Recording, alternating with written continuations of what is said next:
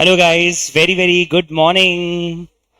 चलिए तो हम लोग करते हैं फटाफट आज की शुरुआत। एंड आज कुछ ऐसे बच्चे जिनका आज फर्स्ट डे है। आज फर्स्ट डे है, ऐसे कुछ बच्चे हैं। सब आए थे कल परसों, मतलब परसों या कल। आप लोगों के फेसेस मुझे तो याद आ रहे हैं, वैसे सारे ही थे। सो स्टार्ट करते हैं हम लोग। और शिवम भैया, बच्चों को किट मिल गए? सबको सबको मिल गए नोट्स का किट वेट और जो भी चीजें अपन देते हैं वो सबको मिल गए। ऑनलाइन सारे बच्चे हैं? आवाज आ रही है सब लोगों को मेरी proper guys? Please let me know, can you all hear me guys properly? Yes. तो चलिए आज हम फाइनली हमारे सिलेबस को आगे कंटिन्यू करते हैं। कल मैंने आपको बता दूं, मैंने अभी तक 2 दिन में ज्यादा कुछ सब्जेक्ट की बात ही नहीं की है। अभी तक मैंने आप लोगों को सिर्फ ये बताया है कि एक तो हम जो पढ़ने वाले सब्जेक्ट वो कितना कैलकुलेशंस वाला है, मतलब कितने सारे कैलकुलेशंस है उसके अंदर। और उसके एक दिन पहले हम लोगों ने बेसिक ओरिएंटेशन सीए इंटर के बारे में बात की थी। आज हम फाइनली हमारे सब्जेक्ट के बारे में डिस्कशन स्टार्ट करते हैं। और कल मैंने वो एग्जाम्पल लेके आपको समझाया था कि कैसे डार्क स्टोर्स वर्क करते हैं, क्या कैलकुलेशंस होते हैं उनके। तो now we can discuss today for our syllabus. और सबसे पहले मैं आपको बता दूं, हम जब भी कॉस्ट अकाउंटिंग पढ़ेंगे या कॉस्ट एंड मैनेजमेंट अकाउंटिंग जो हमारा सब्जेक्ट है वो हम पढ़ेंगे, तो पहला शब्द हमेशा निकल के आएगा प्रोडक्ट कॉस्ट। क्या होती है कॉस्ट? एक प्रोडक्ट की कॉस्ट। सर, प्रोडक्ट की कॉस्ट वो होती है जो हम कस्टमर से चार्ज कर सके, मतलब जो पैसा हम कस्टमर से चार्ज करते हैं और फिर उसके ऊपर हम एक प्रॉफिट रिकवर करते हैं। तो हमें बताओ क्या निकल के आती है? Sale price. मतलब what is the cost, the amount that we are gonna charge from our customer, and we will also add some profit that will give us the sale price. But the question arises is, क्या चीजें हैं जो हम customer से charge करें या किसे हम प्रोडक्ट की कॉस्ट माने? जैसे आप लोग एक सिंपल भाषा में मुझे बताओ, अगर मैं आपको एक शब्द बोलूं कॉस्ट, तो आपको कॉस्ट को हिंदी में तो सब बोलते हैं लागत, हिंदी में बोलते हैं यार किसी भी चीज की लागत क्या है, कॉस्ट इज कॉल्ड लागत इन हिंदी। बट मेरा बोलना है लागत मतलब क्या, कॉस्ट। कॉस्ट मतलब क्या? लागत नहीं। लागत मतलब आप क्या सोच पा रहे हो, क्या क्या चीजें जोड़ेंगे, या एक प्रोडक्ट की कॉस्ट में क्या क्या बनेगा। मैन्युफैक्चरिंग कॉस्ट लागत होती है। एक आ रहा है सर प्रोडक्ट कॉस्ट, मतलब जो भी उसको बनाने की कॉस्ट है, जो भी उसको मैन्युफैक्चर करने की कॉस्ट है वो आएगी। लेबर कॉस्ट और transportation. Anything else? Advertise, okay, advertisement है ना। और packing, packing packing of course, उसका पैकिंग और पैकेजिंग, पैकिंग, वेयर हाउसिंग। और चलो एक काम करते हैं, एक छोटे से एग्जाम्पल से, क्योंकि मैं हमेशा इस अप्रोच पे चलता हूं कि बच्चों को बहुत प्रैक्टिकल नॉलेज दूं। तो हम लोग पता है एक छोटे से एग्जाम्पल से पहले लाइव देखते हैं और फिर उससे हम चीजों को समझेंगे कि मैं किस बारे में बात कर रहा हूं। सुनना सब लोग ध्यान से। हम लोग अगर एक बैग की शॉपिंग करने चलते हैं, शॉपिंग करते हैं, मजा आ जाएगा। गर्ल्स बोले कि वाह यार, आपने सर हमारा दिन का फेवरेट काम क्लास में करवा रहे हो आप, शॉपिंग। तो एक कंपनी है लुई विटॉन। हम एक काम करते हैं, उस कंपनी के बैग्स की शॉपिंग करना चालू करते हैं, या देखते हैं कि क्या अपन देख सकते हैं। इसके बैग्स बहुत सारे आते हैं, आप लोगों ने देखा होगा राजवाड़ा में, बॉम्बे में भी कोई मार्केट है ऐसे छोटे छोटे, वहां पे वो एलवी के बैग, ऑटो में, एक्टिवा पे बिकते हैं, सब जगह बिकते हैं इस तरह के एलवी के बैग्स। ये लोगो आप लोगों ने देखा होगा, ये वाला, ये बेल्ट वेल्ट पे भी लगा हुआ आता है ना, बहुत कॉमन लोगो है।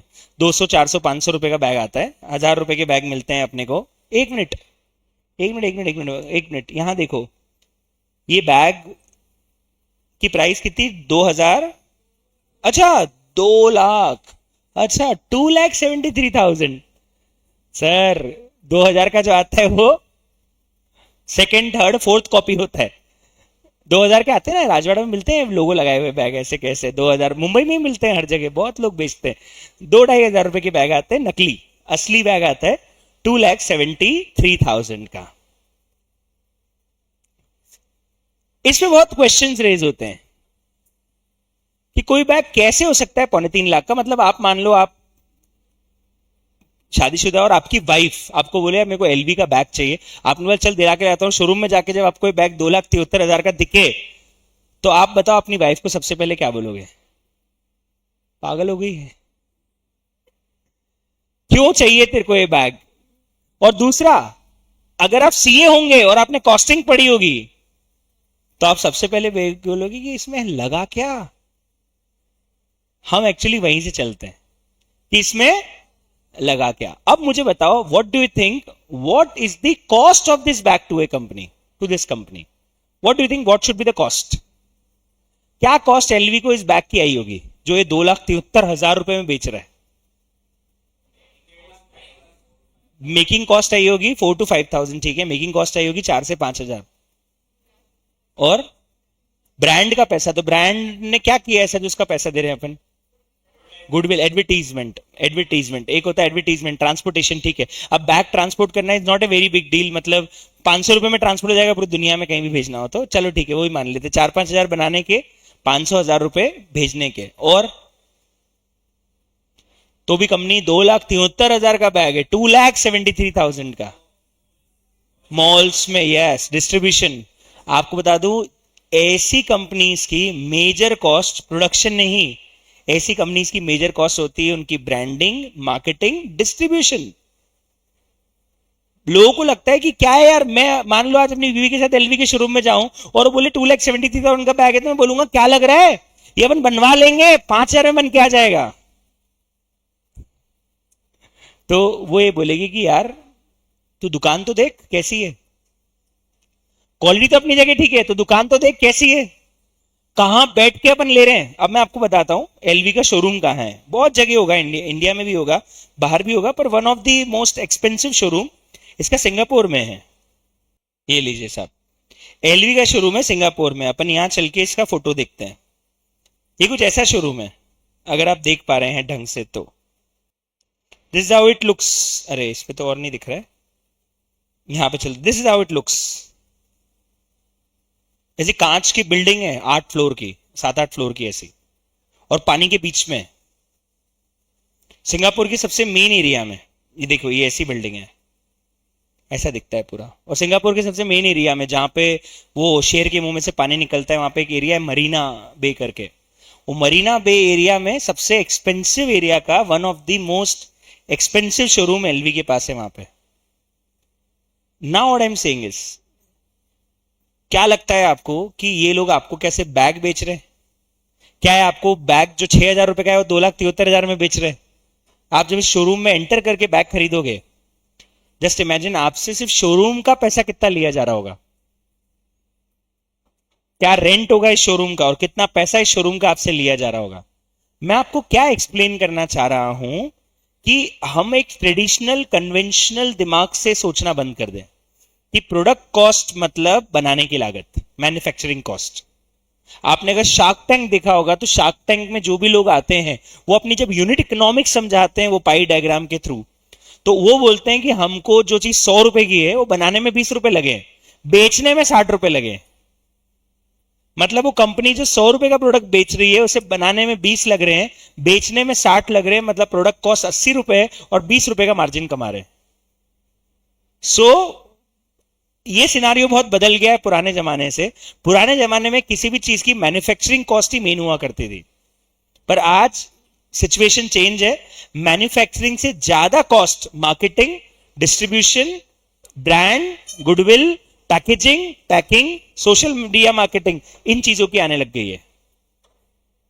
सो फर्स्ट ऑफ ऑल, कुछ बच्चे कॉस्ट को सिर्फ मैन्युफैक्चरिंग लागत से समझते हैं। उनको लगता है यार कॉस्ट क्या, जैसे हम कई बार न्यूज़पेपर्स में पढ़ते हैं, ऐसा लिखा होता है कि जो आईफोन आप 70,000 में खरीद रहे हो वो आईफोन चाइना से 20,000 रुपए में बन के एप्पल को मिल जाता है, मतलब एप्पल 50,000 का प्रॉफिट कमा रहा है। रॉन्ग। एप्पल का शोरूम दिखाता हूं मैं आपको सिंगापुर में, इसी के पास में जस्ट। आपको शोरूम देख के लगेगा कि क्या बनाया है उन्होंने। ये एप्पल का शोरूम है। It looks like a ball. It's a Apple showroom in Singapore. It looks like this. ये ऐसा डोम है पूरा का पूरा, ऐसा लगता है ये शोरूम है, और उसके अंदर सिर्फ फोन्स रखे हुए हैं। एप्पल स्टोर है सिंगापुर का। What I'm telling you कि फर्स्ट ऑफ ऑल, अगर न्यूज़पेपर ये बोल रहा है कि जो फोन आपको एप्पल 70,000 में दे रहा है उसकी कॉस्ट 20,000 रुपए, तो वो सिर्फ मैन्युफैक्चरिंग कॉस्ट काउंट कर रहा है। वो बोल रहा है कि एप्पल की ब्रांडिंग, एप्पल की एडवर्टीजमेंट, एप्पल की पैकेजिंग, एप्पल की डिस्ट्रीब्यूशन कॉस्ट कहां जाएगी। उनकी रिसर्च एंड डेवलपमेंट कॉस्ट कहां जाएगी? एप्पल का मेजर कॉस्ट बनाना है क्या? टेक कंपनी की मेजर कॉस्ट बताओ क्या होती है? R&D, research and development cost, they are spending a lot of money on research. Pharma company की मेजर कॉस्ट क्या होती है? रिसर्च बनाने में क्या लगता है? दो केमिकल को मिलाया, पर दवाइयों की कीमत 2-2, 3-3 लाख रुपए होती है। क्यों इतनी महंगे इंजेक्शन आते हैं? क्योंकि उन्होंने रिसर्च पे सालों बर्बाद किए। They spend a lot of money on research and now they are cultivating that research. तो अब वो लोग पैसा चार्ज कर सकते हैं, और वो मैन्युफैक्चरिंग कॉस्ट नहीं, रिसर्च कॉस्ट वसूल रहे हैं अपनी जो लगा चुके हैं। इट मींस कॉस्ट को सिर्फ बनाने की लागत से आप जाओगे ना, तो आप कभी बिजनेस धंधा ही नहीं कर पाओगे। आजकल बनाने से ज्यादा मेजर कॉस्ट किसी भी कंपनी को किस पे स्पेंड करनी पड़ती है? उसे बेचने के लिए, क्योंकि कंपटीशन बहुत ज्यादा है। Branding, packaging, advertisement, marketing, research, इन सब पे काम नहीं करोगे तो आपका प्रोडक्ट मार्केट में बिकने वाला नहीं है। So first of all we have to start with what is the meaning of cost, और हम लोग वहीं से हमारा पहला पार्ट चालू करते हैं। लिखिए, cost means any amount spent on product और सर्विसेज। हर वो अमाउंट जो अपने प्रोडक्ट और सर्विसेज पे मैं खर्च कर रहा हूं, उसे मैं उस प्रोडक्ट की कॉस्ट मानता ही हूं। हर वो अमाउंट जो मैं उस प्रोडक्ट और सर्विसेज पे खर्च कर रहा हूं, वो मेरी प्रोडक्ट कॉस्ट मानी जाएगी। जो भी अमाउंट मैं प्रोडक्ट और सर्विसेज पे खर्च कर रहा हूं, the amount I am spending on product and services, that will become part of my cost. तो इसमें क्या क्या आएगा, अब अपन इसकी लिस्ट बनाना चालू करते हैं। बहुत लंबी लिस्ट बनेगी, जो चीजें मुझे एक प्रोडक्ट की कॉस्ट में चार्ज करनी रहती है। एक लंबी लिस्ट बनेगी। सबसे पहला पॉइंट आएगा इसके अंदर, it includes, the very first point is material. It includes material. It includes labor. It includes factory के expenses. It includes office के expenses. It includes selling expenses. It includes marketing. और बताओ, मुझे तो और नाम जानने हैं आपसे। तो मैंने कुछ सिंपल नाम है जो मैंने आपको बता दिए। मटेरियल होता है, लेबर होता है, फैक्ट्री के खर्चे होते हैं, ऑफिस होता है, बेचने के खर्चे होते हैं, मार्केटिंग होती है। आप बताओ और क्या खर्चे हैं जो आपको, हाँ, सेलिंग एक्सपेंसेस लिख दिया, selling expenses. Advertisement, okay, marketing, marketing के साथ एडवर्टीजमेंट भी लिख देता हूं, वैसे मार्केटिंग के अंदर आ ही जाता है, लेकिन फिर भी एडवर्टीजमेंट। और सैलरीज, यस, सैलरीज आ जाएगा। जितने भी स्टाफ है उनकी सैलरीज हमारे लिए कॉस्ट का पार्ट बनती है। R&D, yes. एक और पॉइंट लिखिए, रिसर्च एंड डेवलपमेंट। इसके ऊपर एक बहुत अच्छा प्रैक्टिकल मैं आपको बताता हूं। एक इवेंट हुआ था। क्या इवेंट था? कोई कंपनी है यूएस की जो बच्चों में होने वाली बहुत रेयर डिसीज का एक इंजेक्शन बनाती है, और इंडिया में एक बच्चे को डिसीज हो गई। मतलब पूरे वर्ल्ड में आई थिंक 100, 200, 500 बच्चों को बीमारी होती होगी। The cost of that medicine और injection is 16 crore rupees. 16 crore का इंजेक्शन। अब वो फंड, क्राउड फंडिंग होती है ना, बड़े बड़े एक्टर्स आके बोलते हैं कि ये बच्चा बीमार है, इसकी क्राउड फंडिंग। उन्होंने क्राउड फंडिंग से पैसा इकट्ठा करके इंजेक्शन भी लगा दिया। पर हमारे इंटरनेट पे एक बड़ी शानदार चीज है, जब भी कोई चीज इंटरनेट पे गिरती है वो फटती है। जैसे क्राउड फंडिंग हुई, लोगों ने 16 करोड़ के इंजेक्शन बनाने वाली कंपनीज को गाली बकना चालू कर दी कि कोई दवाई 16 करोड़ की कैसे हो सकती है। आप बच्चों के साथ खेल रहे हो, आप बच्चों के जीवन के साथ खेल रहे हो। 16 करोड़ की दवाई कोई कैसे बेच सकता है? क्या अंतरिक्ष से सामान लेके आए हो क्या प्रोडक्ट बनाने के लिए? रॉ मटेरियल तो वही केमिकल होगा जो बेसिक केमिकल हम लोग यूज करते हैं। 16 करोड़ रुपए का इंजेक्शन कैसे हो सकता है किसी भी चीज का? ये है अनपढ़ों की जमात जो थोड़ा सा कॉमन सेंस नहीं लगाती। आज मुझे बताओ, किसी भी दवाई को यूएस में एफडीए अप्रूवल लेने में 5 से 10 साल लगते हैं। पहले उसकी लैब टेस्टिंग होती है, लैब टेस्टिंग के बाद एनिमल ट्रायल्स होते हैं, एनिमल ट्रायल्स के बाद ह्यूमन ट्रायल्स होते हैं, ह्यूमन ट्रायल्स के बाद एफडीए अप्रूवल आती है, उसके बाद आप प्रोडक्ट को मार्केट में बेच पाते हो। It takes around 5 to 10 years and millions of dollars rupees every year to on research and development. Just imagine करो, उस कंपनी ने 10 सालों में 500 करोड़ रुपए खर्च कर दिए होंगे रिसर्च पे, और ज्यादा। And they have 100 customers to serve in the world. 100 लोगों को बीमारी है पूरे 1000 लोगों को बीमारी है पूरी दुनिया में। खरीदने वाले 100 भी नहीं है। 16 करोड़ रुपए का इंजेक्शन खरीदने की औकात 100 की भी नहीं है। उनको अपने 500,000 करोड़ की रिसर्च कॉस्ट को 100 लोगों से वसूलना है। तो 10 करोड़ रुपए तो आरएनडी का ले रहे हैं वो। गलत गलत क्या कर रही कंपनी, मुझे उसका लॉजिक जानना है। 16 करोड़ का इंजेक्शन बेच के गलत क्या कर रही? अपना पैसा किससे लेगी यार? कर तो बिजनेस ही रही ना। कोई भी फार्मा कंपनी हो, कर क्या रही है? बिजनेस। तो ultimately they are doing everything to earn profit. So अगर उन्होंने 1,000 करोड़ रुपए उस दवाई को बनाने में, डेवलप करने में खर्च कर दिए हैं, और कस्टमर 100 भी नहीं है जो दवाई खरीदेंगे, तो बताओ एक कस्टमर पे 10 करोड़ का कॉस्ट आता है, और 10 करोड़ सिर्फ रिसर्च का कॉस्ट आता है। प्रॉफिट इज, और ये सब तो बात की बात है। तो 16 करोड़ का इंजेक्शन बेच भी दिया तो इंटरनेट पे गाली बकने से क्या हो जाएगा? गलत क्या है इसमें? क्योंकि हम लोगों को अकल ही नहीं ना किस चीज के लिए 16 करोड़ लग रहे हैं। बस हमको तो गलत लग रहा है तो बोल दो गलत लग रहा है, बात खत्म। क्योंकि हमारे दिमाग में इतनी क्षमता है कि हम इतना ही सोच सकते हैं कि 16 करोड़ गलत होता है, बस बात खत्म। क्यों लगा, किस लिए लगा, क्या लगा? तो एक्चुअली हुआ था, जब ये बात इंटरनेट पे आई कि 16 करोड़ का इंजेक्शन, तो लोगों ने इंटरनेट पे ट्रोल करना चालू कर दिया कि कंपनी 16 करोड़ का इंजेक्शन कैसे ले सकती, कोई भी चीज 16 करोड़ की कैसे हो सकती है। तो that is the logic. Logically 16 crore है, वो गलत नहीं है। ऐसे एक केस और हुआ था, पता है गाइस? एक कोई फिल्म स्टार है, I don't know his name, उस बंदे ने ताज होटल में बैठ के एक बनाना ऑर्डर किया। बनाना, एक बनाना खाया कहां? ताज के रूम में, ताज के रोज रेस्टोरेंट में। उस फिल्म स्टार ने उसका बिल का फोटो डाल के लिखा कि वाह ताज वाह, 500 रुपए का बनाना। ठेले पे जो चीज 5 की मिलती है, वहां कितने की मिल रही है? 500 की। तो लोगों ने बोला हाँ ये तो गलत है, ये गलत है, गलत है। अबे गधो, किसने बोला था उसको ताज में जाके केला खाने को? ठेले से लेके खाता। भाई तू ताज में अगर बनाना खा रहा है तो तू क्या एक्सपेक्ट करता है उधर से? बनाना के पैसे ले रहे हैं? पैसे ले रहे हैं आपसे प्रॉपर्टी के, पैसे ले रहे हैं प्रेमाइसेस के, पैसे ले रहे हैं सर्विस के। साले तूने 1 घंटे में वो बनाना खत्म किया है वहां बैठ के। 1 घंटे तक एसी चलता रहा, 1 घंटे तक हमारा स्टाफ तेरे आगे यूं खड़ा रहा, सर और कुछ चाहिए, सर और कुछ चाहिए, सर और कुछ चाहिए। उसका पैसा किससे लेंगे? एक लाइन में हमेशा बोलता हूं जो ध्यान रखना, तेल तो तिल्ली में से ही निकलेगा। ये एक मुहावरा है हिंदी में, तेल तो तिल्ली में से ही निकलेगा। मतलब अगर हम इसको कॉस्टिंग में लगाएं तो इसका मतलब ये है कि कंपनी जो पैसा खर्च कर रही है, अल्टीमेटली वो सारा पैसा निकाल तो कस्टमर से ही रही है। कोई आपको बोलता है पता है हमको 50% डिस्काउंट मिल गया ये कपड़े खरीदने पे, कोई चिंता मत करो, फिर भी कंपनी प्रॉफिट में होगी। कोई कंपनी नहीं है जो अपनी जेब से पैसा लगा के आपको फ्री में माल दे देगी। सारा तेल किससे निकालेगी? कस्टमर से ही निकालेगी। जेप्टो 75 रुपए कैश दे रहा है, चिंता मत करो, आप इसे लेगा। आज नहीं लेगा, प्लेटफॉर्म फीस के फॉर्म में ले लेगा आपसे, आपको आदत डलवा के ले लेगा। जियो ने क्या किया, 6 महीने तक फ्री इंटरनेट दिया, अब हर महीने हमसे 400 500 रुपए का बिल भरवा रहा है। तो अल्टीमेटली तेल तो तेल में, तिल्ली में से निकल रहा है। और ये चीज हमेशा ध्यान रखना, कोई भी कंपनी कितना भी पैसा स्पेंड कर दे, कितने भी ऑफर दे दे, कितनी भी पैकेजिंग कर दे, कितने भी बड़े शोरूम खोल दे, आप मान के चलना है सारा पैसा भर तो कस्टमर ही रहा है। डायरेक्टली इनडायरेक्टली कस्टमर ही सारा पैसा भर रहा है।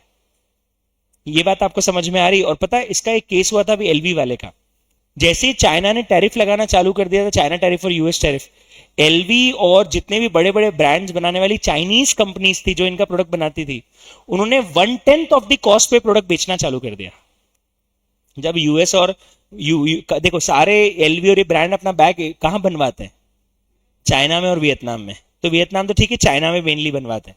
अब एलवी अपना बैग चाइना में बनवाता है, गुची अपना बैग चाइना में बनवाता है, अरमानी अपना बैग चाइना में बनवाता है, पर इसको उन्होंने टर्म्स एंड कंडीशन ऐसी कि वो लोकल नहीं बेच सकते, उनको कंपनी को ही देना पड़ेगा। लेकिन व्हाट हैपेंड इज, जब यूएस और चाइना वॉर हुआ तो चाइनीज गवर्नमेंट ने बोल दिया कि हमारे ऊपर कोई इंटेंजिबल प्रॉपर्टी राइट नहीं लगता है यूएस का, और यूएस की जितनी भी कंपनीज चाइना में बना रही है वो चाइनीज मैन्युफैक्चर उसे जहां बेचना चाहे वहां बेच सकते हैं।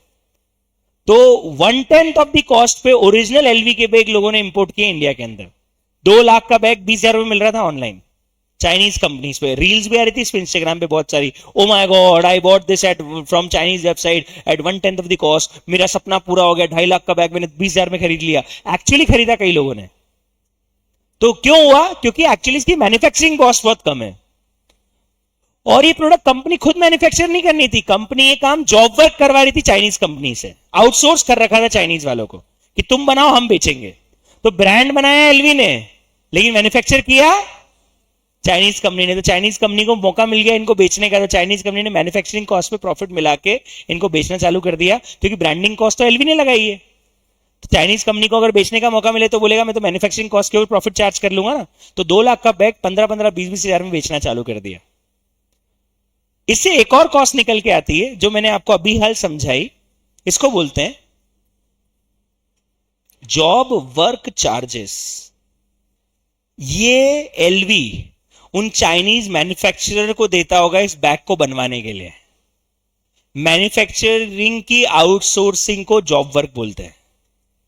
जब आप मैन्युफैक्चरिंग खुद नहीं करते और आप मैन्युफैक्चरिंग किसी और से करवा लेते हैं तो उसे हम हमारी टेक्निकल भाषा में क्या नाम देते हैं? जॉब वर्क बोलते हैं। क्या बोलते हैं गाइस? Job work. आपको बता दूं इंडिया में भी कई कंपनीज है जो सिर्फ जॉब वर्क पे काम कर रही है। बताओ नाम। Zara, H&M, Jack and Jones, सब जॉब वर्क पे काम करवा रहे हैं।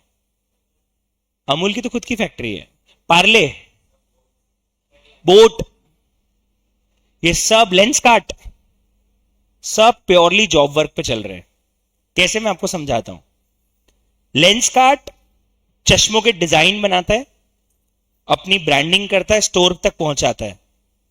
ये जो चश्मे आ रहे हैं ना आपके लेंसकार्ट के, ये चाइना की कंपनी बना के दे रही है इनको। 100 रुपए में बना रहे हैं चाइनीज मैन्युफैक्चरर्स चश्मे को। आपको लेंसकार्ट 500-700 रुपए में बेच रहा है, आप फिर भी खुश हो जाते हो कि वाह यार 500 रुपए में लेंसकार्ट का चश्मा मिल गया। चाइना से 100 रुपए में बन के आ रहा है। लेंसकार्ट नहीं बना रहा है, लेंसकार्ट ने सिर्फ अपना ब्रांड लगाया है। चाइना में ऐसी हजारों कंपनीज हैं जो बोलती है कि आप डिजाइन दो, ब्रांड दो, आपके प्रोडक्ट पे हम ब्रांड लगा के आपको देते हैं। इसका एक बहुत अच्छा एग्जांपल है, अपन अमेजॉन पे चलते हैं और अमेजॉन पे कोई भी एक प्रोडक्ट उठाते हैं। मैं उठाता हूं अमेजॉन पे, चलो अपन एक काम करते हैं, अमेजॉन की वेबसाइट खोलते हैं, मजा आ जाएगा आपको देख के। अमेजॉन पे चलते हैं और कोई भी एक प्रोडक्ट जो है वो अपन शॉप करने की कोशिश करते हैं। जैसे मैं यहां लिखता हूं स्टीम आयरन। सबको पता है ना स्टीम आयरन क्या होती है? वो स्टीम मतलब वो स्टीम वाली है, री आयरन। अब आप एक चीज नोटिस करना, फिलिप्स और बजाज दोनों की प्रेस को देखो, ऑलमोस्ट सेम डिजाइन, सिर्फ कलर कॉम्बिनेशन चेंज है। एक ही चाइनीज मैन्युफैक्चरर ने दोनों को बना के दी होगी, सिर्फ लोगो चेंज कर दिया, एक ने उस पर फिलिप्स लिखवा दिया और एक ने उस पर बजाज लिखवा दिया। ऐसे आपको 50 प्रोडक्ट मिलेंगे।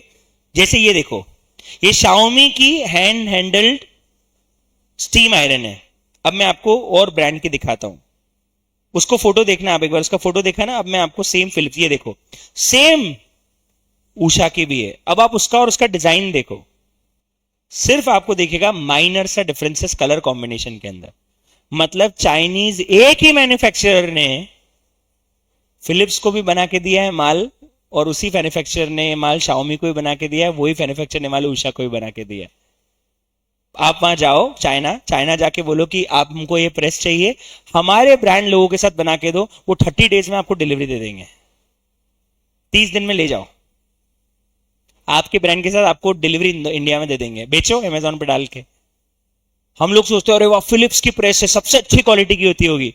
वही प्रेस Xiaomi बेच रहा है, वही प्रेस उषा भी बेच रहा है, सेम डिजाइन, वही बजाज भी दे रहा है। प्राइस में डिफरेंस है सिर्फ ब्रांड के कारण, बाकी मैन्युफैक्चरिंग क्वालिटी और प्रोडक्ट की क्वालिटी आपको ऑलमोस्ट सेम मिलेगी। सेम मिलेगी। आप एक नहीं 50 ब्रांड उठा के देख लेना, आपको ये अमेजॉन पे हमेशा दिख जाएगा कि ये हमेशा सेम बैटरी। सेम कॉस्मेटिक्स में भी आपको मिलेगा।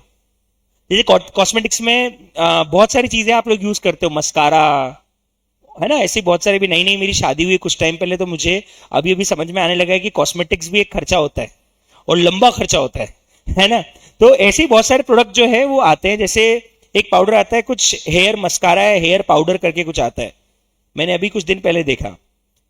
अपन इसकी अमेजॉन पे शॉपिंग करते हैं। चलो अब मैं आपको हेयर पाउडर दिखाता हूं कौन सा आता है। अमेजॉन कहां गया? गायब हो गया इधर से। ये रहा, हेयर पाउडर डालता हूं यहां पे मैं। कोई पाउडर आता है हेयर पाउडर। अब आप एक चीज नोटिस करो, सेम पैकेजिंग, सेम कंटेंट, सब कुछ सेम। आप देखना कितने का है, रहने का 655 का। अब अपन एक काम करते हैं, ये देखो सेम पैकेजिंग, सेम सब कुछ, ब्रांड चेंज, कितने का? 285 का, 984 का। कंटेंट भी सेम है, ये सब चाइना से जॉब वर्क करके बुलवा रहे, कुछ भी नहीं बन रहा है इंडिया में। एक ही मैन्युफैक्चरर सबको माल बना के दे रहा है, सब अपनी ब्रांड के हिसाब से प्रोडक्ट को बेच रहे हैं। It is called job work. इसे शार्क टैंक वाले व्हाइट लेबलिंग के नाम से जानते हैं। व्हाइट लेबलिंग मतलब बेचूंगा मैं, बनवाऊंगा किसी और से, ब्रांडिंग मेरी रहेगी, मार्केटिंग मेरी रहेगी, पर बनवाऊंगा किसी और से। इसे बोलते हैं व्हाइट लेबलिंग, और इसे हम हमारी कॉस्टिंग की भाषा में बोलते हैं जॉब वर्क। जब मैं काम नहीं करूंगा, मैं काम किसी और से करवाऊंगा। This concept is called job work. तो ब्रांड का काम होता है अपना प्रमोशन करने का, एडवर्टीजमेंट करने का, मार्केटिंग करने का, पहुंचाने का, डिस्ट्रीब्यूशन, कस्टमर सर्विस। बनवाने की जिम्मेदारी उसने किसी और को दे दी। तो इसीलिए चाइना पूरी दुनिया में आज इतना बड़ा अपना झंडा गाड़ के बैठा हुआ, क्यों? जॉब वर्क के कारण। पूरी दुनिया अपने प्रोडक्ट को चाइना से बनवाती है, क्योंकि उनसे सस्ता कोई बना के ही नहीं दे सकता। ये प्रोडक्ट जो रेने बेच रहा है 700 रुपए में, ये कंपनी बेच रही 285 रुपए में। और बताता हूं, नीचे आप जाओगे तो ये 277 तक की प्राइस आ गई। उसके बाद और नीचे जाओगे तो 199 में ही बेच रहा है कोई। मतलब बताओ चाइनीज मैन्युफैक्चरर को क्या रेट में बना के दिया होगा? 50 रुपए का प्रोडक्ट नहीं होगा चाइना से, कस्टम ड्यूटी लग के, इंपोर्ट होके, ट्रांसपोर्टेशन होके 100 रुपए की कॉस्टिंग आती होगी, और भाई 199 में बेच रहे हैं। और यही आदमी दूसरा ब्रांड लगा के 700 में बेच रहा है। होगा हल्का फुल्का प्रोडक्ट क्वालिटी में, पर रेयर केस में क्वालिटी चेंज आता है, ऑलमोस्ट सेम आता है। तो यू विल रियलाइज कि पूरी इंडस्ट्री जॉब वर्क पे चल रही है। और हम जो हैं, हम मैन्युफैक्चरिंग नहीं कर रहे हैं, हम ब्रांडिंग कर रहे हैं। बोट अपना सारा हेडफोन्स कहां से बनवा रहा है? चाइना से। असेंबल चाइना में होता है सारा का सारा, यहां सिर्फ पैकेजिंग होती है और प्रोडक्ट बिक जाता है। ऐसे 5-5, 10-10 रुपए में आते हैं चाइना में हेडफोन्स। 10-10 रुपए में एयरपोर्ट्स मिलते हैं वहां पे, 20-20, 25-25 रुपए में, किलो के भाव से। किलो के भाव से हेडफोन ले जाओ, किलो के भाव से। एक सॉफ्टवेयर में डालो, एक बॉक्स में डालो और पैक कर दो, सिंक्रोनाइज होकर चलने लग जाए। किलो के भाव से मिलते हैं चाइना में, ये हाल है। तो इतनी सस्ती चीजें आपको वहां से मिल जाती है, इसीलिए हम आज भी चाइना पे डिपेंडेंट है। अरे यूएस तक चाइना पे डिपेंडेंट है आज की तारीख में, तभी उसको अपनी डोमेस्टिक इंडस्ट्रीज को ग्रो करने के लिए इतना हाई इंपोर्ट ड्यूटी लगाना पड़ रहा है, ताकि चाइनीज मैन्युफैक्चरिंग कम हो जाए। लेकिन यूएस तक चाइना पे डिपेंडेंट है। तो क्योंकि वहां पे मैन्युफैक्चरिंग कॉस्ट बहुत लो है। और मैन्युफैक्चरिंग कॉस्ट लो क्यों है? क्योंकि वो लोग पूरी दुनिया के जॉब वर्कर हैं, वो पूरी दुनिया को मैन्युफैक्चरिंग करके देते हैं। हम तो एक देश है, हमारे जैसे 190 कंट्रीज चाइना वहां का माल बनाता है। तो सोचो एक एक फैक्ट्री में क्या स्केल पे काम होता होगा, क्या स्केल पे मैन्युफैक्चरिंग होती होगी। जस्ट इमेजिन, इंडिया अकेला कंज्यूमर नहीं है चाइनीज गुड्स का, पूरी दुनिया चाइना गुड्स का कंज्यूमर है। तो इसका मतलब क्या स्केल पे मैन्युफैक्चरिंग चाइना वाले करते होंगे और सब जगह माल को पहुंचाते होंगे। तो अब चाइना वालों को जो हम पैसे देंगे बनवाने के, बोट अगर आज चाइना वाले को जॉब वर्क के पैसे देता है तो वो हमारे लिए कॉस्ट हो गई ना, कंपनी के लिए तो कॉस्ट हो गई।